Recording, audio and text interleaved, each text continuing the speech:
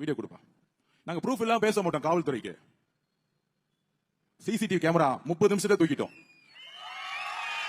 காவல்துறை டெலீட் பண்றதுக்கு முன்னாடியே நாங்க தூக்கிட்டோம். தோ இங்க இருக்கு. போய் சொல்லுவாங்கல்ல, அவங்க அப்பா முதலமைச்சர் மு க ஸ்டாலின் போன் எடுத்திருப்பாரு இங்க இருக்கிற ஆபீசருக்கு. அடிச்சு, ஆபீசர் நான் தான் அமிச்சேன். ஏன்னா இந்த ஆதவஜனா ஒருத்தர் இருக்கிறாரு, நம்மளுடைய தலைவர் வெற்றி தலைவர் விஜய் சாருக்கு மேல கொஞ்சம் நம்ம பண்ற எல்லா உண்மையை எடுத்து சொல்லிட்டு இருக்காரு. அவர் கொஞ்சம் மிரட்டுவோம். என்ன மிரட்டுறதா இருந்தா, தைரியம் இருந்தா திரு மு க ஸ்டாலின் சார் அவர்களே, உங்க பையனை தைரியம் தான் எலெக்ஷன் நிக்க வச்சிருக்கணும்.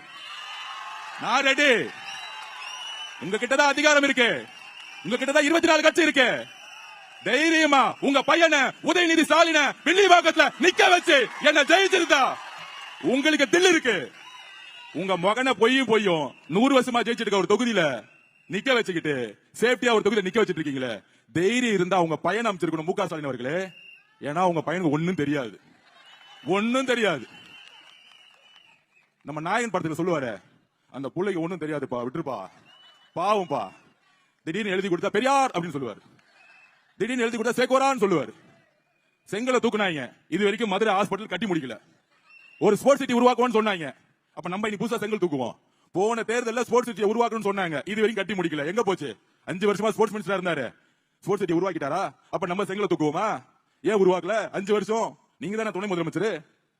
ஏன்னா அவங்களுக்கு இன்ட்ரெஸ்ட் கிடையாது, மக்கள் மேல எந்த அன்பும் கிடையாது, நிர்வாகம் கிடையாது.